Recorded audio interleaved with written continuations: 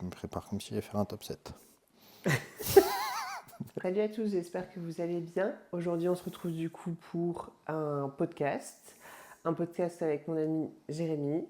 Et vous parler du coup du sujet, comme j'avais énoncé sur Instagram, la dépression au niveau, en tant qu'athlète. Pour nous, notre domaine à tous les deux reste le bodybuilding, mais je pense que ça touche tous les sports à haut niveau. C'est vrai qu'on a eu cette idée de podcast à la suite d'un film sur Prime Yes, qui s'appelle Strong et que yes. je vous invite à regarder. Excellent film qui retrace le parcours de 5 athlètes dans 5 sports différents et qui montre justement les hauts et les bas d'une carrière sportive, même de grands champions et de champions olympiques Ouais. qui ont gagné très jeunes, d'autres qui n'ont jamais gagné mais que la population pense Penser et qu'il avait du coup gagné. qui Donc, ont une donc c'est vrai pression, que ouais, on avait eu cette idée de podcast à la suite de ce film qui est excellent. Ouais, ça nous avait marqué tous les deux. Et c'est vrai qu'on est très sensible à ce sujet-là. Ouais. Donc c'était un bon moyen aussi de le recentrer sur le bodybuilding, puisque c'est notre sport, comme tu le disais. Moi, je pratique le bodybuilding depuis 15 ans, donc c'est la moitié de ma vie. Et j'ai commencé à 15 ans, j'en ai bientôt 30. Donc bientôt, j'aurai passé plus de temps à faire du body que ne pas en faire. Et j'ai commencé très jeune, ce qui m'a permis d'avoir un cadre, mais aussi ce qui m'a enfermé dans ce cadre. Donc forcément, je me suis construit, notamment pendant de nombreuses années, autour du body. Tous mes choix de vie et toute ma vie, c'était le body. Ce qui m'a pas amené à être Mister Olympia pour autant. Ouais, bien sûr. L'investissement ne valide pas forcément un résultat. C'est ça aussi qui peut mener à la dépression. Surtout dans notre sport en plus, parce que notre sport est quand même au-delà là, des athlètes que tu parlais sur l'émission. Eux, ça reste quand même un sport de pratique, tu vois. Nous, de pratique et enfin, surtout d'esthétisme. Donc c'est hyper subjectif par rapport à ça. Et c'est surtout que le bodybuilding est certainement le seul sport qui ne s'arrête pas à la seule pratique du sport. Ça va bien au-delà. C'est l'alimentation, c'est l'hygiène de vie, c'est aussi tout ce qui va être physiologie interne. Ouais. Donc forcément, au niveau hormonal, je vais aussi parler de moi, mon parcours et de mes hormones. Ça a été un long processus qui m'a mené sur des états dépressifs aussi. C'est pas le sport en lui-même qui m'a mené là. Oui, parce que, je veux dire, dans tous nos états, en tant que bodybuilder, quand tu es en off, en on, je veux dire, même en tant que femme, au-delà de la chimie, c'est même pas ça, mais ce à quoi la maigreur t'amène, en fait, il y a des dérèglements qui se créent et justement, comme tu dis, qui t'amènent aussi à des états dépressifs. Puisque le body, c'est très paradoxal, c'est aussi le seul sport où on vit jamais le moment présent. Et ça, je m'en suis rendu compte au bout de 15 ans de pratique, c'est qu'on est toujours dans la projection. Quand on est en prise de masse, on veut être en prépa, parce qu'on commence à en avoir marre. Quand on est en sèche, on se trouve jamais bien. Donc on est déjà à se dire, qu'est-ce qu'il faudra que je progresse pour progresser sur mes points faibles. Qu'est-ce que je vais améliorer? Donc au final, on ne profite jamais du moment présent. Donc on est toujours dans cette projection. Et je pense qu'il mène à des états dépressifs jusqu'à la dépression. C'est deux choses assez différentes. L'état dépressif, c'est une humeur. La dépression, c'est une vraie maladie mentale. Ce qui mène à ça, c'est surtout l'attente, qui mène à des... Maintenant qu'on est au Canada, j'ai plus les mots en français, des expectations. Je disais à Vincent la même chose. Putain, c'était quoi ça? Je sais pas non plus, des attentes, ouais. Voilà, des attentes qui, au final, ne seront jamais comme la réalité. Non. Aussi bien en bien qu'en mal. On sera toujours surpris. Et en fait, ce qui nous mène à cette déception, c'est que la réalité accole pas à notre imaginaire et à ce qu'on s'est projeté. Ouais, c'est ça. Et dans d'autres sports, évidemment qu'on aimerait tous gagner une finale de Coupe du Monde, qu'on aimerait tous être champion olympique. tout le monde se prépare pour ça, n'importe quel sportif. Hmm, Sauf qu'à la fin, il n'y a qu'un seul champion du bien monde, sûr. il n'y a qu'un seul titre olympique et qu'il n'y a qu'une équipe qui finira le tournoi. Donc, forcément, pour un gagnant, il y a 99% de perdants. Hmm. Puis au-delà Et de ça, enfin, je veux dire, rien ne se passe jamais comme prévu, dans le sens où, par exemple, pendant une préparation, tu peux te blesser, où il y a des turnovers aussi enfin, par exemple, comme moi dans cette saison, où de base, tu pars pour faire mm, une catégorie, et puis on te, du coup, dit, bah non, c'est pas possible, et du coup, tu dois changer en même temps de catégorie dans la même saison, mais t'étais pas prêt à ça, tu vois, et pas conditionné. mm, Parce que je pense que bah, quand tu commences une préparation, tu te conditionnes, tu vois. Tu sais, je veux dire, à X weeks out, à quoi tu vas ressembler un peu plus ou moins, etc. Et tu t'imagines un mm, peu la prépa. Puis, mais quand ça se passe pas comme prévu, bah, t'es là. Puis même, enfin, même autour de toi, il y a des événements extérieurs qui ont mm. des impacts aussi sur ta vie d'athlète, tu vois. Ta vie de famille. C'est accepter que tout ne dépend pas de nous et Hum, qu'on ne peut pas tout contrôler aussi. ouais, Alors c'est que le ça. body, c'est vraiment un sport de contrôle, Ouais.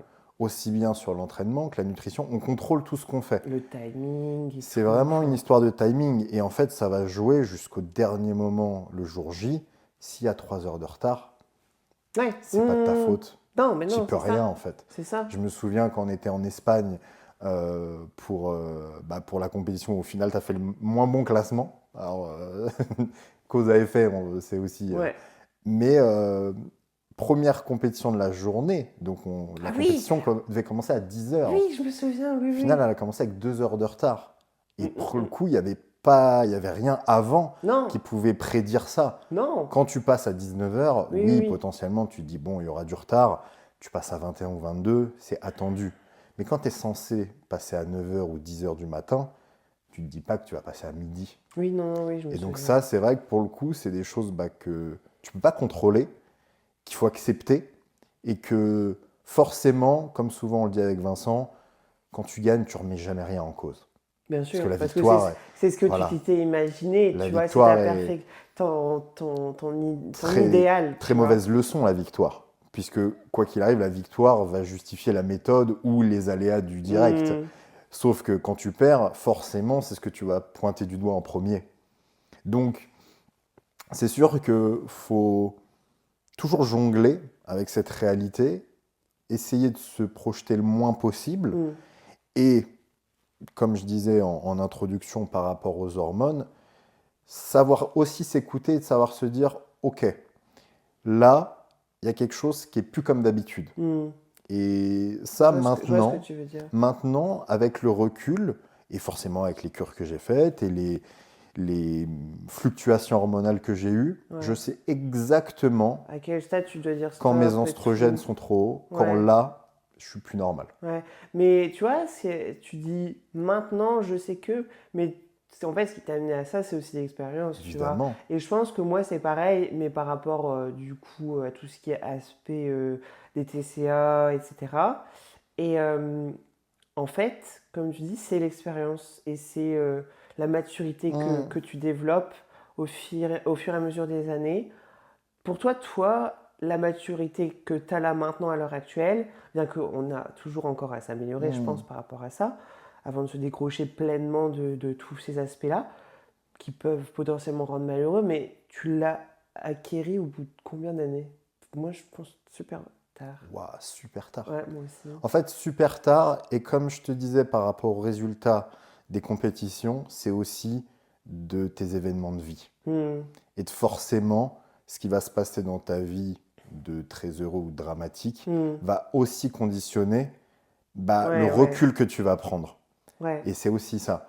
C'est que quand je me suis rendu compte qu'il y avait des choses qui n'allaient pas, c'était forcément lié aux événements dans ma vie. Hmm. Et au final, quand une relation se termine ou quand voilà, tu as des choses qui se passent et qui te font mal, Hmm. tu prends du recul. Ouais, Et, ouais, et ouais. moi, je suis quelqu'un qui analyse beaucoup. Et donc, j'ai eu ce regard objectif sur ces derniers mois, ces dernières années, en me disant, OK, à cette période-là de l'année, j'étais en super forme. pourquoi j'étais en super forme. Ouais, qu'est-ce Et qu'il y tu te rendais avait? compte que début de cure ou super bien hormonalement. Et Ouais. puis 3 mois plus tard, tu te rends compte que j'ai un gros down et que ça va pas du tout dans ma vie. Et là, tu te rends compte, fin de cure. Et tu te dis, ok, bon, un cycle. Puis tu te rends compte que ce Ouais, cycle il se répète. ça se répète, Et en final, tu te etc. rends compte que tous les 6 mois, j'avais un super bien dans ma vie. Et puis tous les 3 mois suivants, gros down. Et donc au final, j'alternais comme ça des moments d'euphorie et de tout va bien et des moments d'état dépressif où rien ne va. En fait, tu te rends compte, ça suivait mes cures. Ok. Parce que ma gestion des oestrogènes et qu'à l'époque, j'avais pas aussi cette expérience, Hmm. pas de prise de sang, pas Ouais. de suivi. Ouais. Et donc, tant que tu n'avais pas de signe extérieur que ça allait pas bien, tout va bien. Mais c'est un peu comme, tu vois, parce qu'il y en a bon, qui y croient, d'autres qui n'y croient pas, mais après c'est prouvé, les femmes et leur cycle menstruel, tu vois. Bien sûr. Enfin, nous, en tant que femme, tu te rends compte justement pendant chaque période de ton mois où tu as des moments où tu vas tout remettre en question, sentir dans un bad mood total, et tu te dis, putain, je sais pas ce qui m'arrive, pourtant tout autour de moi tout va bien. Et puis après, des fois, la semaine après, tu te sens beaucoup mieux et tout. Ouais, c'est Et un moi, peu la c'était même en chose. 2017 où justement je me prépare tout seul et tous les jeudis, je pleurais. Tous les jeudis. Le mercredi Limite soir, à la t'es même comme ça en heure. mode, oh Tu non. vois. Tous les jeudis à la même heure, limite, j'avais vraiment voilà, une crise de sanglots. Mais je me sentais vraiment triste. Hmm. Et en fait, avec du recul, j'ai analysé ça et c'était lié aussi à la demi-vie de mes produits. Ok. Et qu'en fait, j'avais des gros pics de testo en début de semaine et que le jeudi, ça tombait pile sur la demi-vie de ma testo. Donc j'étais vraiment en down et forcément, il y avait un pic hormonal qui se faisait. Et c'est à ce moment-là où mes injections, je les ai faites tous les jours Ouais. pour vraiment tout Après, splitter, grâce, tu vois. entre guillemets, à ces états de moins bien, ça nous a permis de prendre du recul et d'apprendre. Donc, on va dire que, de toute façon, rien n'arrive par hasard dans la vie. Et puis, C'est là où il faut avoir l'intelligence, parce que là, oui, pour le de se coup, je remettre en trouve que c'est question de aussi, l'intelligence, bien voilà, sûr. de prendre du recul pour prendre de l'élan. Et puis, mine de rien, tu as eu ça et ça t'a pas effrayé. Tu t'es pas dit. Après, je pense que tous les deux, on a un peu le même mécanisme, tu vois, dans sa discipline et autres. Et on a la discipline, et c'est pour ça qu'on n'a jamais abandonné, tu vois, parce que ça aurait pu nous effrayer et nous dire arrête, tu vois, parce que Ouais, ça bien te rend sûr. malheureux. Et par exemple, pour moi, quand j'ai eu les problèmes avec l'alimentation, etc., j'ai essayé et tout mis en œuvre pour aller mieux, et aussi analyser, tu vois, les choses. Mais c'est pas pour autant que derrière ma carrière dans le body, je l'ai arrêtée. Alors oui, il y a des moments où je me suis dit, comme toi quand tu avais commencé le sport de combat, oh c'est fini pour moi, tu vois. Ouais, Genre, bien sûr. je veux plus ça, tu vois. Ça sert à quoi? En fait, ça ne m'apporte que du négatif, entre guillemets. Ça, parce que ça casse trop de choses dans ma vie. Mais en fait, c'est parce que juste j'étais pas équilibré et je faisais pas les choses de la bonne manière, tu vois. Je prenais pas C'est les ça. choses Je pense de que la bonne manière. l'équilibre, c'est vraiment le maître mot. Et il y a un autre conditionnement qu'il ne faut pas omettre, c'est le déni. Il ne faut pas être dans le déni. Et en fait, tu te rends compte que j'en ai connu du monde en 15 ans. Ouais, J'ai bien connu sûr. des centaines et des centaines d'athlètes, des milliers de personnes. J'ai fait, je pense, une quarantaine de salles. Et comme Vincent, comme toi, on a des personnalités aimants. Dans une salle, forcément, les gens viennent nous parler Oui, bien d'eux-mêmes. sûr. Et j'en ai rencontré plein des personnes. Plein, plein, plein. Et quand les gens te racontent leurs problèmes, souvent, tu leur dis, t'as fait une prise de sang, t'as fait un suivi médical. Et en fait, ils savent eux-mêmes les résultats de la prise de sang. Ils le savent que ça va pas être bon. Donc, ils la font jamais. Parce qu'en fait, ils ont peur. Donc, ils sont dans ce déni-là de se dire, tout va bien, je vais bien, tout va bien. Et en fait, d'essayer de se convaincre que ça va très bien dans leur vie, ça va pas du tout. Ça va pas du tout. Mais ils ont peur. Ils ont peur d'aller justement... Ouais, d'être confronté à la réalité, en fait. Exactement, d'être confronté à cette réalité et du coup, derrière, de sortir de cette zone de confort, entre guillemets, qui est de, ok, maintenant, je vais devoir faire pour modifier tout ça. C'est très dur. Ah ouais, C'est ouais, ouais. très très Parce dur. qu'en fait, ouais, tu refais ton monde, en fait, en C'est fin de ça, compte, en c'est ça. réalité. Et c'est pour ça le body, ça c'est Vincent pour le coup qui m'a fait prendre conscience de ça, alors que pourtant c'est dans le titre, bodybuilding, construction du corps, et qui m'a dit cette phrase très juste, body c'est de la construction, c'est pas de la destruction. Oui, bien sûr. Alors que en 2022, sur cette prépa-là, j'étais dans l'autodestruction. Et en fait, je me nourrissais de plus je me détruis, plus c'est positif. Alors Mm. que non. Parce que on est souvent dans cette, ouais, dans cette, comment dirais-je, dans cette association douleur égale réussite. Mm. Douleur, vraiment, difficulté est égale réussite. Et c'est pour ça que souvent, euh, quand j'ai des coachs en consultation pour leur business, ils sont pas athlètes. Ils sont pas athlètes. C'est pas leur boulot. Oui, Leur boulot, c'est d'être être coach. coach, ouais. Et pourtant, ils veulent absolument connaître ce que c'est une prépa. Très Oui. bien. Sauf que, comme m'a toujours répété mon père, l'expérience n'éclaire que le chemin parcouru. Donc, ta prépa sera jamais deux fois pareil. Non, Et ouais, elle sera jamais deux fois pareil avec quelqu'un d'autre. bien sûr. Donc, la prépa que toi, tu as faite cette année, extrêmement longue. Mm. Et en soi, c'est plutôt bien passé. Oui. Alors que je l'ai fait plus court Exactement. avant et où ça c'était trop long pour moi, tu Ouais. vois, ça m'a Et que tu as même semblé beaucoup arrêté. plus long. Et que tu as Ouais, même ouais, arrêté. ouais. Et donc, au final, tu te rends compte que justement, ces coachs qui veulent absolument connaître ça, bah, ce n'est qu'une vérité sur le moment présent. Et puis pour eux, Et pour eux surtout. parce que c'est super personnel, Bien tu vois. sûr. Tu vas prendre par exemple une fille, on va faire les deux mêmes choses, il y en a une qui va peut-être le vivre, tu vois, différemment que d'autres. C'est ça. Donc, Et tu te rends compte pareil que bah, y a du bodybuilder, paix à leur âme, ils se sont suicidés. et c'est pour ça qu'en vérité, tu vois, sur les questions que j'avais eues plus ou moins, on ne peut pas vraiment donner de réponse absolue en fait à comment éviter une dépression ou comment éviter des moments de down par rapport au bodybuilding parce que, ou en tant qu'athlète parce que en fait ça dépend tellement d'une personne à une autre, de l'environnement que la personne a, de la stabilité financière aussi, tu vois, mine de Aussi. rien, parce que bah, ça demande beaucoup d'investissement sur tout niveau, que ce soit personnel, que ce soit sur ouais, l'investissement aussi financier, parce que ça coûte de l'argent, tu vois. Forcément, ce sera un partage d'expérience. Donc, il n'y a pas de vérité absolue. Non. Mais, Oui, tu peux prévenir. mais quand même, en termes de prévention et d'environnement, ne pas s'enfermer dans cette bulle. Comme je le disais Mm. avec Vince, tu vois, c'est un sport déséquilibré et justement, il faut trouver un équilibre dans ce sport déséquilibré. Et c'est marrant parce que des fois tu vois, j'ai des contacts avec des personnes qui sont dans le milieu ou quoi, et tu te rends compte un peu, t'as l'impression que tout le monde est plus ou moins fou, tu vois, dans ce domaine. Genre en mode, t'es là, tu regardes certaines histoires où tu Ouais, rencontres des gens, tu te dis, il y a qui d'équilibré en fait dans ce milieu bah, pas grand monde. Mais justement, ouais, je pense que c'est vraiment trouver un équilibre dans un sport déséquilibré et c'est un sport très extrême. C'est Et ça. tu as l'impression qu'il faut être extrême Mm. pour performer dedans, alors que pas, vraiment pas.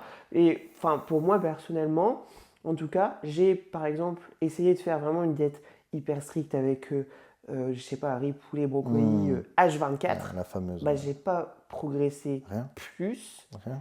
que en Non. faisant maintenant ce que je fais avec mes macros, la diète flexible et en mangeant des choses que j'aime, etc. Vraiment pas, hein, vraiment pas. Et ça, c'est quelque chose, je m'en suis rendu compte il y a des années et des années. Toutes les personnes qui étaient vraiment au top, Mm. mais vraiment C'est physiquement, celle qui s'en battait un peu les vraiment, cacahuètes. elles Qui s'en était en mode peace and foutaient. love. Mais ouais. Mais elles s'en Mm. foutaient. J'ai eu moi, pour le coup, je me suis toujours, j'adore m'entraîner, je me suis toujours entraîné très dur, plus que de raison. Mm. Et j'ai fait des séances où bah, le mec qui était 1000 fois meilleur que moi, Mm. il avait fait 4 séries pendant sa séance. Mm. Pourquoi? Parce qu'il avait parlé tout le temps et qu'à la fin de l'entraînement, je lui dis c'est bon, t'as fini? Il dit ouais, c'est bon. Je dis mais t'as fait 4 séries là? Ouais, c'est bon, on s'en fout, c'est pas grave. Je m'entraînerai demain. Mm. Et là où tu te dis ah ok, bon bah il y a un truc, qui m'échappe en fait. Mm. Il y a un truc que c'est bizarre parce que moi je fais tout bien, tout est carré, tout est. Et en fait, bah, j'ai pas forcément les résultats escomptés. Et c'est là où tu te dis, bah, ouais, les prédispositions, mais aussi le fait que tu sois pas non plus hyper stressé par Ouais, rapport à tout mais ça, carrément. tu vois, et le fait que tu te mettes pas une auto-pression, et comme je disais, que tu t'auto-détruises pas, bah, ça te fait progresser en Même fait. mentalement, bien, c'est ça, Mais tu c'est vois. ça. Et c'est vrai que la pression qu'on peut se mettre, pour le coup, vis-à-vis de résultats, est très Bien destructrice sûr, et mène forcément à un échec, bien sûr, quel qu'il soit. bien sûr. Donc c'est vrai que là-dessus, en termes de prévention, l'équilibre en termes d'adhérence, de ce que tu aimes faire à la salle, de ce que tu aimes manger, mais aussi de tes préférences d'un point de vue hygiène de vie, c'est ce qui va Puis, forcément. adapté à ton mode de C'est vie à toi, ça, tu vois. exactement. Et ne pas non plus. Moi, j'ai, à part Vincent et toi et quelques personnes, mais pas des grands professionnels, j'ai pas d'amis dans le body. Et j'en veux pas.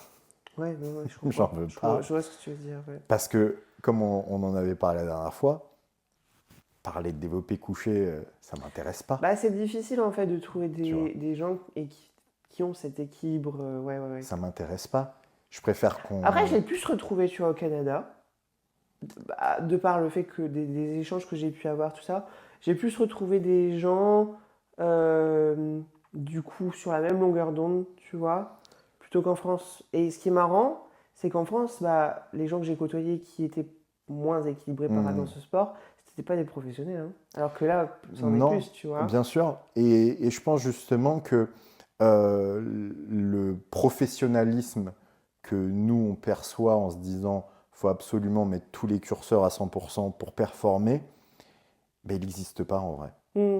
Après, tu vois, pour bien prendre pour bien mettre les choses dans leur contexte, on ne dit pas ici que un jour en prépa, tu dis oh, je n'ai pas envie de faire mon cardio, je ne fais pas. C'est pas ça. Parce Non, que la discipline, il faut l'avoir. la Mais discipline, c'est elle est en là. fait, par exemple, entre le off et le on, bah voilà, en off, tu vas pas être à 100 pas près, par exemple, sur ton cardio ou des choses comme ça.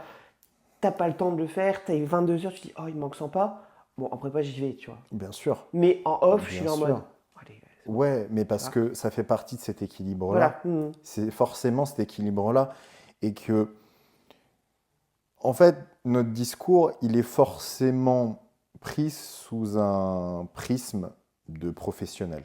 Au Mhm. sens où pour nous, s'entraîner, suivre la diète, c'est ancré Ouais. depuis 10, 15 ans. Oh, ouais. C'est ce que je dis à Vince. Demain, j'arrête le body, tu vois, et je me mets à un autre sport ou autre, ou j'arrête le sport, je sais pas.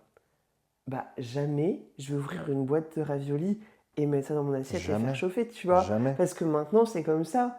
Et au-delà de ça, même si je comptais plus mes macros ou autres, au visuel, je sais ce que c'est que dans mon assiette, etc. Et je suivrai toujours, tu Mais vois, quelque chose. Par exemple, pour Eden, je lui fais pas de diète, hmm, mais il a, que ce soit sucré ou salé, une petite ration de protéines, une ouais. petite ration de lipides et de Mais glucides, parce que ça, c'est tu ancré. vois. C'est ancré en nous. Mais et en soi, les glucides, je parle même pas de riz, hein, je parle, des fois ça peut être des Non, bonbons, ouais, ça peut être, tu vois, voilà. des choses pour les enfants, enfin, qui peuvent lui plaire. Mais Mais j'ai cette notion-là, tu vois, et elle s'en ira jamais. en fait, elle peut pas s'en aller puisque on a mis en lien des aliments avec leurs nutriments Oui, oui, oui, et donc aussi. Et la forcément et santé. la Mm, santé mm. et que la santé physique, mais là pour le coup le sujet du jour c'est la santé mentale, ce qu'on préconise c'est de pas tomber dans cet extrême du tout ou rien. Mm, C'est surtout ça en fait. mm. C'est que pendant des années je n'ai fait aucun repas libre. Moi, j'appelle ça repas libre, je suis de Ouais, l'ancienne sortir génération. de ton, sortir de ton, Je suis de une ton axe. génération de vieillards. Il n'y avait pas de repas libre. Parce que dans ma diète, j'avais tout. Mm. Donc forcément, j'avais pas de frustration Oui, liée oui, à oui. l'alimentation. C'était pas, je me forçais. C'était, bah non, j'ai tout ce qu'il me faut pour Bah, progresser ouais, physiquement. ouais. En ça, quand tu parles comme ça, il n'y a que nous, en vérité, parce que tu vas dire ça à ma mère. Ouais, Ma mère, un repas libre, c'est quoi, tu vois? mais c'est Enfin, ça en non, mais fait, parce c'est que ça le elle, truc. elle mange déjà Évidemment, tout ça, bien sûr. donc Et c'est un peu l'inverse, tu vois, surtout en France où le sport, on n'est pas un pays de sportif. Et ça, tous les grands sportifs le disent, mais personne ne les écoute. C'est très paradoxal. On n'est pas un pays sportif. Au contraire, le Français moyen, pour lui, quand il fait du sport, c'est un événement. C'est un exploit, ouais. Mmh. Alors que nous, c'est l'inverse. C'est qu'on ne s'est pas entraîné, qu'on va le dire. Dire, bah, ah là, j'ai dû faire 2 jours de off. Alors que tout le reste, on s'entraîne. Donc c'est sûr que c'est inversé. Et c'est là souvent où on va perdre le fil en s'enfermant dans quelque chose d'extrême. Et quand en tu veux pensant, tout contrôler. Voilà, en pensant que ça va absolument t'apporter un résultat. Et t'es déçu. Et t'es tout le temps déçu. Parce que moi, les preps où je les ai faites de façon extrême, comme tu dis, tu vois, donc comme j'ai dit, riz, poulet, brocoli, vraiment me dire qu'il faut faire beaucoup de cardio pour maigrir, machin, nanana, extrême, extrême, extrême, bah, j'en suis sortie tellement détruite, tu vois, physiquement, hormonalement, mentalement, tu vois. Puis en fait, les choses qui gravitaient autour de moi n'allaient pas, tu vois, mon travail à l'époque en tant qu'infirmière et tout, donc forcément, c'était du négatif dans du négatif dans du négatif. Et la préparation, là, la pire de ma vie, c'était en IFBB à Europe. Ça m'a... Donc, en plus, comme tu dis, j'ai fait tout ça, je me suis tapé une victoire parce que j'avais gagné l'overall en junior, donc trop contente, tu vois, j'ai mérité. Et ce qui est marrant dans l'histoire, c'est que, ouais, j'ai gagné, je suis sortie de là, j'étais en équipe A, donc à l'époque, quand on te sélectionnait, c'est qu'on croyait en toi que tu avais du potentiel, on te payait tout, vas-y, tu vas à Europe gratuit, comme ça, tout frais payé. Je suis rentrée dans ma voiture, j'ai pleuré. Et j'ai dit à Vincent, je veux pas y aller. J'en peux plus, je suis morte. Donc, en soi, j'ai fait tout extrême. Donc, j'ai gagné, ça doit me rendre heureuse. Non. Non. Rien. Le taux de dopamine que j'ai eu à l'instant T quand j'ai gagné, c'était juste un soulagement de me dire, j'ai pas fait tout ça pour rien, tu vois. Et après, en fait, quand j'ai eu la coupe et la médaille et qu'on m'a dit, bah, en fait, du coup, maintenant, tu as eu ton objectif, bah, il faut encore attendre 1 mois et tu pourras aller sur plus grand encore. Donc, en tant qu'athlète, je me suis dit, je peux pas passer à côté de ça parce que bah, c'est une opportunité en or. En même temps, c'est un poison. Et ça a été un poison parce que on m'a offert cette opportunité d'aller en équipe de Coupe de France. J'ai accepté, je l'ai fait. Donc, j'ai encore poussé ça pendant 1 mois. J'en suis sortie avec dernière parce que j'avais du coup été trop sèche, trop big pour la catégorie, ok.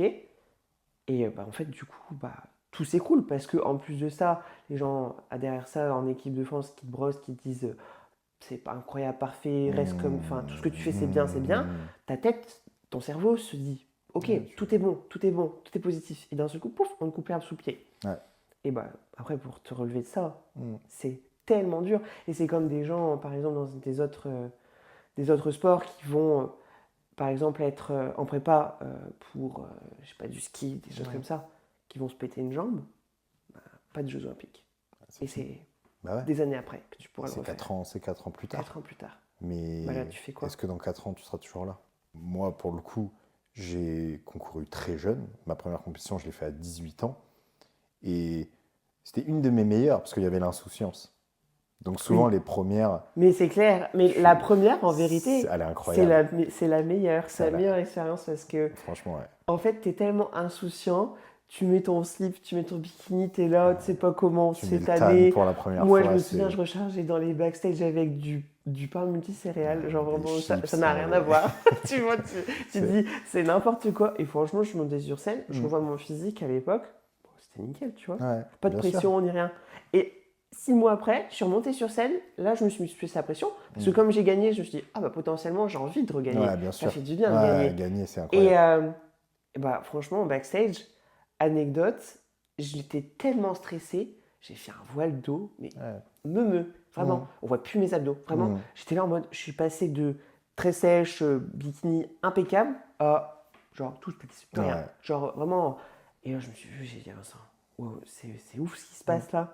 Et il m'a réussi à me temporiser, à me dire, on va peut-être manger un peu plus, tout ça. J'en avais pas besoin en fait, mais juste psychologiquement, comme il me disait que ça allait me faire du bien, en fait ça me fait du bien. Ça t'a fait du bien. Et hop, alors qu'on n'avait rien fait, j'ai juste mangé quelques galettes de riz. Il m'a dit, tu vois, t'étais déjà mieux là. J'étais pas mieux, t'étais déjà mieux là. Ah ouais, tout, tu vois, auto-persuasion. Mais et puis voilà. Ça rejoint justement ce conditionnement mental et cette projection. Et c'est vrai que avec l'expérience, maintenant, je vois sur scène, quand je regarde des compétitions, quel athlète a passé une bonne prépa ou pas. Je le vois à son sourire. Ah ouais, c'est vrai. Ouais, non, c'est vrai, t'as raison, hein. Vous regarderez des compétitions en tant que spectateur ou même sur YouTube. Regardez le visage des athlètes. Vous verrez Hmm. qui est heureux d'être là. Ouais, c'est sûr. Et Et qui profite de t'es l'instant. forcément heureux Ouais. si t'as passé une Et bonne se met pas prépa. la pression en mode Voilà. je vais gagner, hein, je vais gagner, tu vois. Et Si puis, tu si tu si t'es au bout du rouleau et que c'est ouais. la fin de la fin, t'es pas heureux d'être là. Et ça se voit. Même si t'as tout Et, fait parfaitement. et personne gagne avec cette tête-là. Non, non, non, ah bah non, clairement. Tu peux pas gagner. Hmm. Donc c'est vrai que là-dessus, maintenant, j'arrive à avoir ce recul. Et autant avant, j'avais cette fâcheuse tendance à absolument aller au bout. Tu vois, même si c'est destructeur, aujourd'hui, j'ai ce recul pour me dire, ok, là, faut arrêter une prépa, une cure, Mm. parce que ça commence à grappiller sur d'autres cercles. Ouais. Et il faut pas oublier qu'en plus, c'est un sport et ça reste une passion en fait, en vérité. Je veux dire, toi comme moi, C'est c'est une pas ça qui. passion. Enfin, oui, effectivement, notre métier maintenant dépend de ça parce qu'on s'est créé avec ça, mais en fait, c'est pas le fait de monter sur scène ou de faire des prépas qui nous fait gagner notre vie, Non. tu vois. Et Et, et j'ai envie de te dire, il y en a combien? ah bah oui, mais non, mais carrément, mais enfin, à part Chris Bumstead, tout Ouais, ça. et Samson Doda qui a pris 600 000. Ouais, c'est ça. Voilà. C'est vrai qu'aujourd'hui, oui, le bodybuilding de haut niveau, de très haut niveau, en open, tu gagnes de l'argent. Ouais, Mais ils sont 2, 3. il faut y arriver, hein, Il faut, tu vois. Il et, faut voir leur train de vie. et Et enfin, on n'y arrivera jamais. mais non. On ne peut pas y arriver. Parce que c'est des gars, j'en ai connu énormément, des bodybuilders, ça se voit en leur serrant la main, qu'ils sont faits pour faire 140 kilos.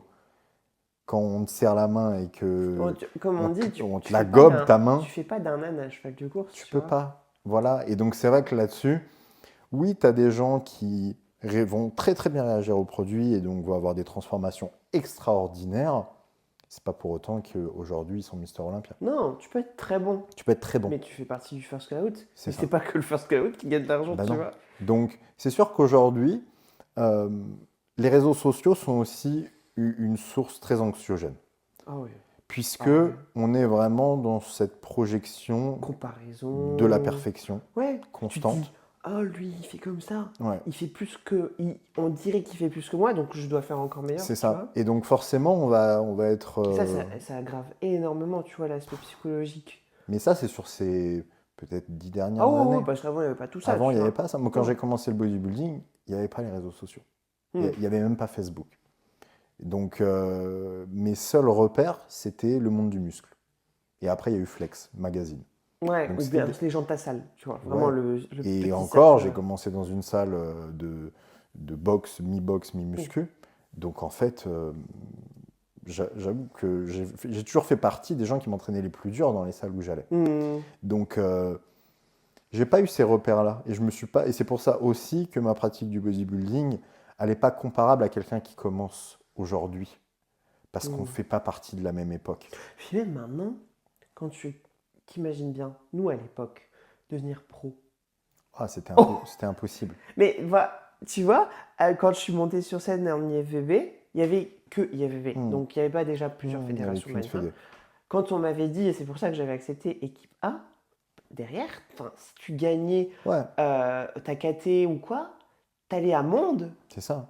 Et à Monde, là, tu passais pro. Mais il fallait Et être passer champion pro, du après monde. t'allais au Olympia. Ouais, Tu vois. mais Mais c'était. c'était presque inatteignable. Franchement, Mais c'était quand impossible. tu mettais le pied déjà dans une équipe en France, t'étais en mode. Bah, tu faisais partie vraiment des meilleurs Français. Ouais, Mais c'est vrai qu'aujourd'hui, on a l'impression que les cartes pro, c'est devenu. bah, t'en as une tous les week-ends quand même. Oui, mais t'as combien de Français pro aujourd'hui? Ah oui, non, c'est sûr. Ça, c'est sûr. T'en as pas Mais tant que ça, en t'en as vrai. quand même une tous les week-ends. Je vais te dire, t'en as même plus. Là, t'as les nationales Oui, oui, c'est américains. vrai. Tu as c'est vrai. 100 cartes pro. Mm. 100 cartes pro. Pour faire une comparaison, à l'époque, dans les années 90, il y avait 2 cartes pro. Bon, il n'y avait qu'une seule catégorie bodybuilding. Champion des États-Unis, champion du monde. Ouais, ça. Tu avais Mm. 2 cartes pro par an. Ouais. C'est tout. Et le nombre de gars qui ne sont pas passés pro avec des niveaux exceptionnels Il y en a beaucoup quand même. Au même titre que le nombre de mecs qui sont jamais passés Mister Olympia et qui avaient clairement le niveau, il y en a plein. Donc c'est vrai que sur ces dernières années, il y a une démocratisation du bodybuilding qui s'est faite, aussi bien en termes de pratique que de compétition. Il y a beaucoup plus de compétition. Oui. Et les Tant réseaux mieux. sociaux... Et tu vois, tant mieux, et en même temps, non. Bah non, Tu vois parce ce que je veux dire? que... Parce que les gens, en fait, en voyant ça, et je pense qu'ils se mettent encore plus les pressions parce qu'ils se disent oh, lui, il a gagné sa carte pro, je peux le faire. Oui, ok, d'accord, why not? Oui, Ils vont se rendre malheureux pour dire d'avoir un bout de carton. Mais derrière, après ce bout de carton-là, il y a quoi, tu vois? il n'y a rien de plus. Il n'y a rien. Il n'y a rien. Il y a En fait, ça rien. change rien. Tu vois, parce qu'on paye notre licence comme tout le monde, donc je paye 375 par an pour pouvoir être dans, du coup, l'IFBB. Et derrière, en fait, c'est juste que tu payes plus ton inscription à la compète, donc Ouais. les $200, tu vois. Et qu'après, derrière, tu gagnes Mais potentiellement de l'argent si tu fais si top tu 3, fais des résultats, des résultats. déjà. Et derrière, moi, j'ai l'argent qu'hier. Seconde place, $1000. Hein. Et il faut pas te croire, quand tu pars et que tu prends tes billets d'avion pour partir à déficitaire. Las Vegas, Bien sûr. bah, tu payes $400. T'es Tu payes ton déficitaire. tan, tu payes $200. Mm. Tu payes ton make-up, si tu fais maquiller pour une femme, tu payes 250. Une coiffure, 250. Hop, plus de $1000. Et là, on n'a même pas parlé de produits, on n'a rien Ah parlé. non, mais c'est ça, tu Là, on vois. a des juste bikinis parlé du ou quoi. paraître. C'est ça, Vraiment, exactement. juste du paraître. Et derrière, pour être second, gagner $1000, qui du coup sont négatifs parce que tu as dépensé ces $1000, c'est juste que ça te rembourse, en fait, ça te met à zéro, et tu vas même pas à Olympia. Et derrière ça, après, si tu vas à Olympia, il y a quoi? Moi, j'étais à Olympia, j'ai fait dernière. Bah, enfin, j'ai eu des photos, quoi. Tu vois? Alors oui, je suis montée sur la plus belle salle du monde, c'est incroyable. Même tout ce qui gravite autour, tu vas gratuitement. Ça, voilà, on va pas se l'enlever non plus. Je vais pas me plaindre de ça. Mais il faut bien se dire une chose, c'est que ne pensez pas gagner. Enfin, je pense que ça rend aussi malheureux, tu vois, les gens qui ont eu cette croyance de se dire je vais passer pro, ça va changer ma vie. Non. Et Olympia, pour ceux qui sont déjà allés à Olympia, il y a 2 Olympias. Il y a le Préjugim, C'est ça. qui est à l'Expo. Et ensuite, il y a Olympia, les finales. Oui. Pour, Toi, tu l'as vu. pour avoir vu les finales, c'est le premier message que j'ai envoyé dans le groupe.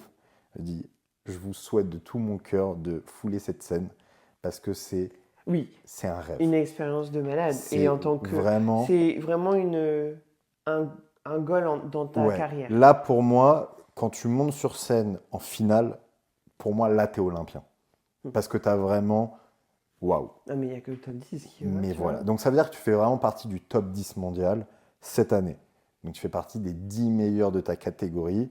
Donc, en fonction des catégories, tu as 8 catégories, un truc comme ça. Ça veut dire que tu fais partie des 80-100 meilleurs athlètes au monde, toutes catégories confondues. Là, on discute. Mais là, voilà. Là, ça commence à être très, très sérieux. Mais ça, pareil, t'es pas millionnaire pour autant. Ah non. Et c'est pas pour autant que... Parce que hors top 5, même suivant les catés, tu repars avec rien du tout. Hein. Imaginons même si tu es athlète de haut niveau, que tu fais, comme tu dis, top 5 à Olympia. Ok. Tu gagnes quand tu fais top 5 un peu d'argent quand tu es 5e. Mais après, derrière, c'est pas ça qui va te nourrir, ta famille ou autre. Non. Et tu as certainement des sponsors. Mais même les sponsors, je veux dire quoi? On va te payer par mois quelques... Ouais, quelques milliers d'euros. Ouais. Et encore pour les meilleurs. Les meilleurs. Et surtout que les meilleurs, ça pour le coup, c'est une discussion que j'avais eue avec Myriam Nicolas, qui avait fait Olympia dans les années 90, qui avait fini 10e dans les années 90, donc en women's bodybuilding. Et elle ne comprenait pas le mécanisme d'aujourd'hui, qui était d'être sponsorisé alors que tu n'avais pas de palmarès. Et vraiment, elle ne le comprenait pas. Et elle me disait, mais pourquoi lui ou elle, ils sont sponsorisés? Je dis, juste parce qu'ils sont visibles. Ouais. Ils ont de la visibilité, donc ça fait un flux d'argent. Et voilà. Ça fait... En fait, les marques maintenant vont plus chercher forcément le palmarès, vont chercher juste la visibilité. Et tu vois, c'est comme pour ma catégorie Women's Physique. De base, bikini, déjà, ça n'existait pas en plus. C'était vraiment que Women's Physique. Tu n'avais que ça. Chez les femmes, du moins. Et à l'époque, on pouvait que graviter autour. Donc le bodybuilding, c'était ça en tant que femme. Après, du coup, ça a changé. Maintenant, tu as bikini, nanana. Mais du coup, le Women's Physique qui était là, et qui est la naissance en fait, du bodybuilding féminin, c'est devenu là. C'est ça. Parce que hier encore, on regardait les pages, tu vois, des top olympiennes mondiales. Donc, Sarah, Natalia, en women's physique. Bah, elles sont inconnues. Non. Elles sont inconnues. Non. Mais parce que les gens, personne ne s'identifie à elles, Mais tu c'est surtout vois. que je viens de te C'est dire. des gens qui postent H24 leur shape de scène, sèche. T'as l'impression qu'elles n'ont jamais de off-saison, qu'elles sont toujours en top shape comme ça, que c'est leur identité. Elles sont quoi après, tu vois? Mais Après j'ai le envie de te dire, bodybuilding, il y a quoi chez elles? même moi qui suis depuis très longtemps dans ce milieu, si tu faisais pas women's physique, je connaîtrais personne en women's Mais physique. oui, Parce que ça me touche pas spécialement non? et que je suis pas un grand fan de ces catégories-là. Donc, Bah, en tant qu'homme, bah forcément, ces femmes-là, bon, c'est pas forcément les plus belles à voir, tu vois, donc t'es là en mode. Bon, bah, bah, tu peux respecter, tu moi, vois, le travail ou autre, mais. j'ai eu une première approche du bodybuilding féminin en étant coaché par Nathalie Faureau, qui était en women's physique. Mais je connaissais qu'elle. Et Muriane, voilà. Mais c'est parce que c'est des gens que j'ai côtoyés. Mais sinon, et après des grands noms, des Lenda Murray. Ouais. Mais pareil, Lenda Murray, elle est inconnue aux yeux du grand public, Non. alors qu'elle a gagné des titres et des titres des Miss Olympia. Donc c'est vrai que là-dessus, les réseaux sociaux aujourd'hui montrent une très belle médaille de tout ça, mais ce n'est absolument pas la réalité. La réalité, elle est très triste parfois, voire même beaucoup plus sombre qu'on ne le pense, aussi bien sur l'addiction aux produits, aussi bien sur des problèmes de nutrition et sur justement cet ancrage dans l'extrême qui fait que tous tes curseurs dans ta vie sont en extrême. Donc tu n'as aucune stabilité. Et puis en plus de ça, tu vois, j'ai remarqué que plus tu gravis des échelons dans le professionnel et dans les catégories, plus les catégories sont extrêmes, et puis en fait, tu as des personnalités extrêmes aussi, tu Bien vois. sûr. Parce qu'en women's physique, ici maintenant que je découvre un peu ce monde, je me rends compte que tu as plein de nanas qui sont addictes aux produits, comme tu dis. D'où le fait que des fois elles sont dans cette catégorie-là par dépit, parce qu'elles ont tellement poussé extrême le truc. Tu peux pas Peuvent revenir pas en arrière. revenir en Bah arrière, ouais, tu c'est ça le vois. truc. Du coup, c'est des gens qui ont de l'anorexie mentale, parce que c'est une catégorie où ça demande tellement de conditions physiques qu'elles se voient pas en fait pouvoir être autre que ça. Ouais. Donc du coup, toujours sèche, H24. Et puis après, à côté de ça, t'as peu de femmes dans ce milieu qui ont des enfants. C'est des femmes qui sont très vieilles et qui sont seules. Pas d'enfants, juste, tu vois, le body. Juste ça. Et des maris qui ne font même pas généralement de body, tu vois. Parce qu'elles ont besoin juste d'un équilibre. Et de pas avoir C'est ça. quelqu'un qui fait la même chose, Ouais. parce que je pense que ça leur reflèterait un miroir, tu vois, vis-à-vis d'elles. Mais c'est triste. C'est triste. Et c'est pour ça, tu vois, que... au début, j'ai eu beaucoup de mal, et comme je parlais dans le dernier vlog, de me projeter en fait par rapport à ça, parce que d'un côté c'est mon dada, parce que j'adore m'entraîner, je me vois pas rester dans une catégorie et de faire la figuration, tu vois, à la salle ou autre, parce que voilà, j'adore ça. Encore une fois, c'est même pas en lien en addiction de produits ou autre, absolument pas, parce que je sais me détacher complètement de ça, je suis très heureuse sans, et enfin voilà. Mais c'est le fait de me dire moi j'ai besoin de continuer de faire ce que je fais, tu vois. Donc forcément je peux pas rester en figure. Mais en même temps, au Women's Physique, il y a qui m'inspire? Personne, tu vois. C'est pas de la prétention, hein, quand je dis ça, attention. Mais c'est juste que il y a personne qui est comme moi, maman, assez jeune, parce que je fais partie d'une des plus jeunes, dans la catégorie. Je me dis, est-ce qu'avec mon équilibre que j'ai trouvé, est-ce qu'en vérité c'est possible, tu vois, c'est là où de faire tout ça? cette fameuse phrase, ils savaient pas que c'était impossible, alors ils l'ont fait. Ouais, non mais voilà, c'est ça. Tu vois. Et en fait, tu te rends compte que peut-être que c'est aussi à toi d'ouvrir une certaine bien voie sûr. Ah, non, mais et donc de porter ce flambeau-là, comme l'a fait Bumstead en classique. Et ça, je l'ai toujours répété, Bumstead, il arrive au bon moment, au bon endroit. Parce que s'il n'y a pas de catégorie classique physique, il aurait été en open et ça aurait été un très grand bodybuilder, mais certainement un open parmi les autres. Il n'aurait pas eu cette aura. Allez, comme aujourd'hui, Bumstead, c'est notre Arnold. Donc, Arnold a eu un impact au-delà du bodybuilding. Alors que tous les champions d'aujourd'hui, ils ne traversent pas ce cercle du bodybuilding. Donc c'est vrai que pour le coup, c'est aussi intéressant de prendre ce flambeau-là et de se dire, ok, je ne me définis pas en tant que juste athlète, mais en tant que maman, en tant que femme, en tant qu'épouse. Bah, comme Chris maintenant, en C'est vérité, ça. tu vois. Et je pense qu'il a pris sa retraite ici parce qu'il s'est senti assez mature pour reculer, tu vois, Ouais. Et je se pense sortir de ça. Parce qu'il y a une femme, accompli. Ouais. parce qu'il y a un enfant, qui en Mm. voudra peut-être d'autres ou Peut-être pas, je sais d'autres. pas, certainement, qu'il a du coup maintenant un empire autour de lui, Clairement. qui a des parts dans Gymshark, il est safe, tu vois. Donc je pense Il qu'il sent, est, il il est sent accompli. mature, ouais, et Ouais, il est accompli. accompli en tant qu'athlète et il est accompli en tant qu'homme, tout Hmm. simplement. Donc, et ça se ressent.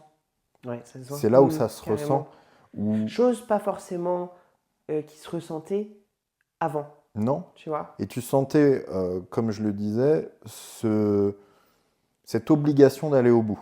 Hmm. Même si c'était sur de la destruction physique ou mentale, on ne parlera pas à sa place. Mais Non. ça se Oui. sentait que Il y il y avait un avait, déséquilibre. il y avait un, Il y avait un il y avait pas déséquilibre. encore ce truc, Il y avait tu un vois, déséquilibre. Et lui-même, vous pourrez regarder ses discours à chaque fois de victoire, c'est plus un ouf de soulagement qu'un ouf de j'ai gagné.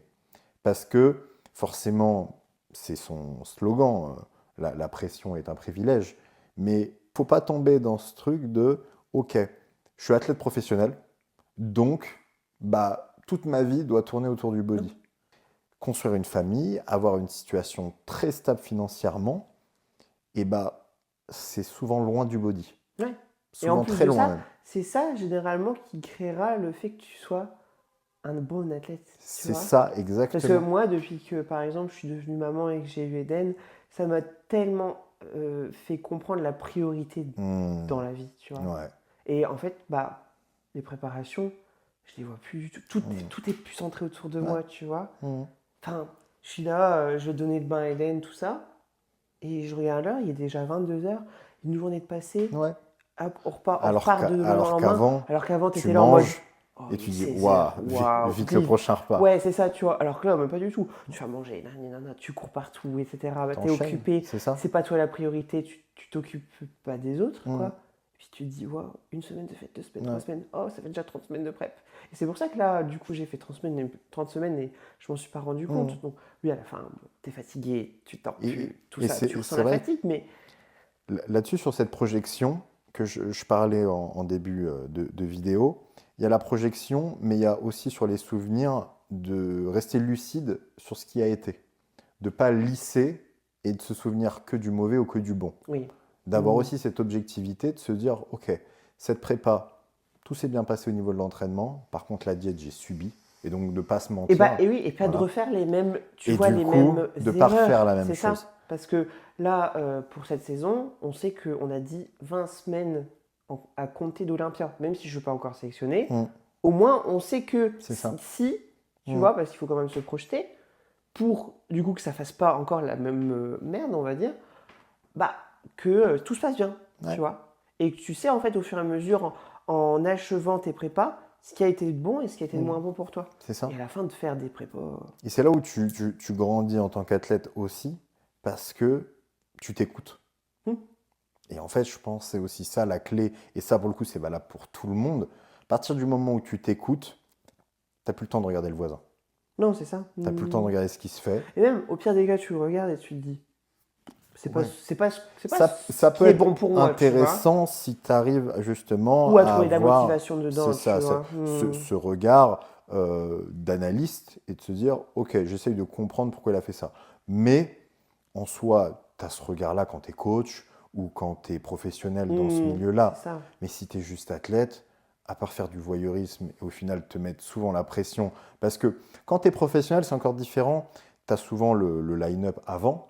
Donc tu peux te projeter, se dire ah bah elle je l'ai rencontrée à cette compète, elle aussi, elle je la connais pas. Donc voilà, c'est un peu comme au tennis, tu sais ton prochain adversaire, tu sais comment il joue. Oui. Quand tu es amateur, surprise. Ah non, oui, non, c'est sûr. Donc c'est vrai que là-dessus, c'est bien parce qu'au moins surprise, tu peux te concentrer que sur toi, mais justement les réseaux sociaux, tu seras toujours à la recherche de qui va montrer le plus, qui va montrer le mieux. Et sur scène, C'est pas pareil. C'est jamais Non, la c'est même sûr. chose. Hein. C'est jamais la même chose. Donc c'est vrai que se recentrer sur soi-même, sur ce qui te plaît au quotidien et sur ce qui est viable sur le long terme, sans non plus mettre ce coup de tampon de à jamais. Tu vois, je fais ça, donc c'est viable pour toujours. Hmm. Non, c'est viable pour ce moment-là, pour cette prépa-là, pour cette hors-saison-là, pour cet environnement-là. Quand j'étais dans le sud de la France, on m'a annoncé la fermeture de la salle le matin. Il me restait 2 séries de triceps. Et Gérant vient me voir, il me dit bon, la salle la ferme. Je dis ouais, quand? Voilà, cet après-midi. Donc en fait, toute ta prog que tu as faite pendant des mois et des mois, Hmm. toutes les machines sur lesquelles tu as progressé, tout ton logbook que tu as rempli avec ces machines-là, Tu repars à zéro, ouais. fini. Ouais, ouais. Zéro. Et donc le lendemain, tu t'inscris dans une nouvelle salle et tu es là en mode bon, bah. Et ça a été dur. Pendant 3 mois, 4 mois, je me suis très mal entraîné. Pourquoi? Parce que j'ai repris ce que je faisais avant et j'ai essayé de le dupliquer. Et ça marche Mais tu pas. peux pas, bah non. Ça marche pas. Parce qu'en fait, c'est pas du tout le même environnement, c'est pas les mêmes machines, Hmm. c'est pas la même atmosphère. Et donc ça marche pas. Et donc c'est pour ça que là-dessus, la comparaison, elle est viable quand tu as des marqueurs qui sont à peu près comparables. Hmm. Mais on ne pourra jamais comparer une prépa qu'on a faite il y a 10 ans avec aujourd'hui, avec nos enfants de 4 ans. Tu peux pas. Ouais, C'est ouais, pas c'est ça. possible. Et donc c'est là aussi où faut pas tomber dans cette nostalgie un Non, peu aigrie. parce que tu vis avec le moment présent, quoi, tu vois. Voilà. Et donc c'est Et la pour ça situation que actuelle. tes meilleurs prépas, tes meilleurs, ton meilleur quotidien, il est à partir du moment où tu arrives à t'adapter. À partir du moment où tu arrives à t'adapter, tu n'es plus dans cette projection, tu n'es plus dans le passé, tu n'es plus dans le Non, t'es au futur. moment Tu es présent. vraiment dans, en tout cas, ce plus ou moins moment présent Je le vis à 100%. et jour après Avec, jour. avec le C'est 100% que ça. tu as Exactement. au jour même. Ouais. Et ça, Hmm. pour le coup, je pense que ça peut vraiment aider beaucoup de personnes pour se sortir comme ça de Du perfectionnisme, en ouais, du fait. perfectionnisme imaginaire. Parce il est forcément imaginaire, ce perfectionnisme. Hmm. Donc c'est en fait, c'est en faisant que tu arrives petit à petit à rajouter une brique sur un mur, mais qui est valable que pour ce moment-là. Donc c'est vrai que pour le coup, ça c'est une des leçons que j'ai apprises durant ces 15 ans de bodybuilding. C'est que bah, ce que j'ai fait quand j'ai commencé, je pourrais potentiellement le refaire aujourd'hui, mais ça marcherait pas pareil. Ça Non. serait jamais la même chose. Et que forcément, ce que je ferai demain, ça sera un nouvel apprentissage et ça sera une leçon pour ce moment présent. Hmm. Ma pratique du bodybuilding et mon approche du bodybuilding est beaucoup moins psychorigide, elle est beaucoup moins obsessionnelle. Euh, mon obsession aujourd'hui, elle va plutôt être sur le maintien de mon équilibre, plutôt que sur absolument chercher la bonne méthode, Ouais. la bonne réponse, la bonne façon de faire.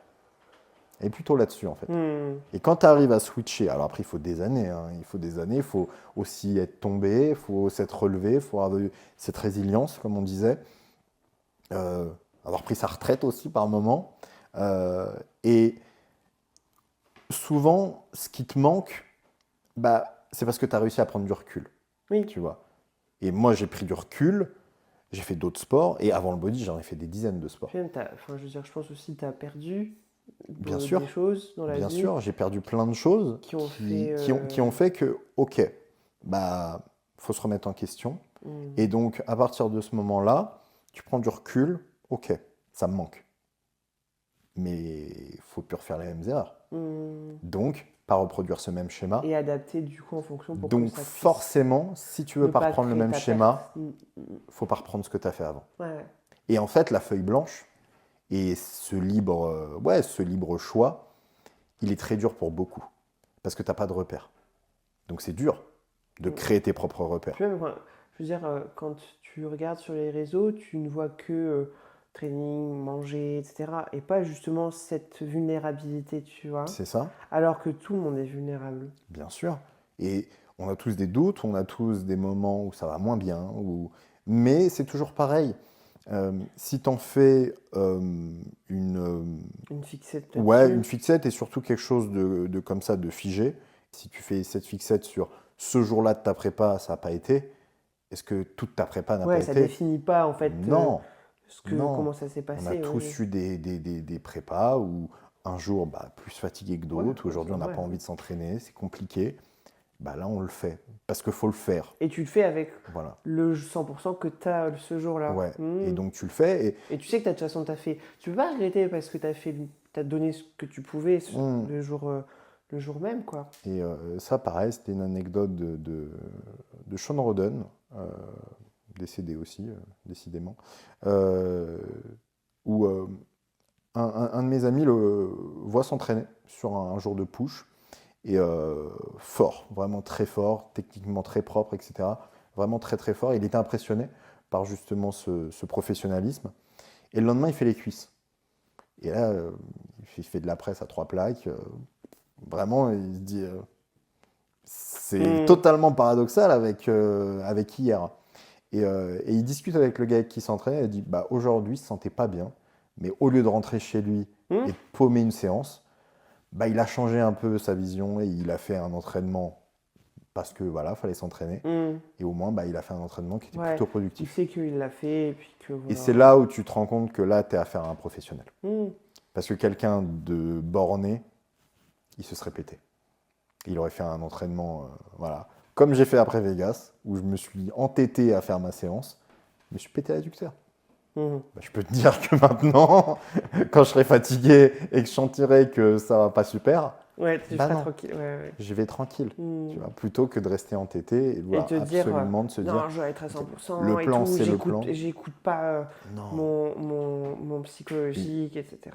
Ce que tu changes pas, tu le choisis. Bien sûr. Donc, forcément, si tu n'as pas ce recul, si tu n'as pas cette analyse, et si tu n'as pas cette lucidité, c'est un mot qu'on n'a pas dit, mais être lucide, Mm. en prépa, on n'est jamais lucide. Hors D'où le saison fait, aussi. d'où le fait d'avoir de l'aide, tu vois, de Ouais, par le d'avoir un œil coach. extérieur et aussi d'avoir un environnement qui est lucide. Oui. Qui t'encense pas pour juste encenser parce que c'est tes amis ou ta famille, Mm. et qui soit pas non plus jaloux, Ouais, c'est ça. les environnements hyper toxiques comme Mm. ça, qui font pourquoi tu fais tout ça? Fais-toi plaisir. Ouais, Voilà, non, je comprends. on les connaît, ces phrases-là. Donc c'est vrai, s'entourer, et donc, comme je disais, choisir aussi son entourage, choisir son environnement, et choisir ce qui te correspond. Mm. Ça demande certaines, Des années certaines de pratique. pratiques, pas avoir peur justement de ce qu'on appelle l'échec aujourd'hui. J'appelle ça des essais. Mm. J'essaye, je passe ma vie à essayer. Ouais, c'est ça. Et j'ai trouvé mille et une façons de ne pas réussir. J'ai trouvé aussi des manières de réussir, mais que je ne peux pas dupliquer, parce que c'était valable que sur le moment. Donc, et comme tu le disais par rapport à Europe, j'ai eu des victoires qui m'ont apporté beaucoup de malheur. Beaucoup de malheur et des dépressions, justement. Pareil. Parce que ces victoires-là, elles n'étaient pas épanouissantes du tout, du tout. Du tout. Non, non, non. Elles étaient au contraire très tristes. Très tristes. Et au contraire, il y a des défaites qui ont Qui été. lui apprennent beaucoup, ouais, c'est ça. Qui ont été très fondatrices. Quand j'ai fait une année, du coup, je crois que j'avais une meilleure physique et sincèrement, j'aurais pu passer pro cette année-là en figure, c'est juste avant d'avoir Eden. Quand j'ai senti que tout allait bien, vraiment psychologique pour tout, mon couple, ma vie, mon travail, tout. Et que j'ai senti cette infime partie de moi me dire au niveau de l'alimentation, il y a un truc qui est peut-être pas réglé, tu vois. Ouais. Et que ça m'a tellement effrayé, j'ai fait stop, stop, tu vois. Dans 6 semaines, je montais sur scène. Dans 6 semaines. Tu dis 6 semaines, c'est rien. Ouais. J'étais presque prête. Je dis non, moi je monte pas sur scène. Si ça arrive maintenant en 6 semaines, tu vois, ça va faire quoi dans 6 semaines? Ouais, bien sûr. Après. Et c'est là où. Parce que je sais que j'avais bien trop perdu avant.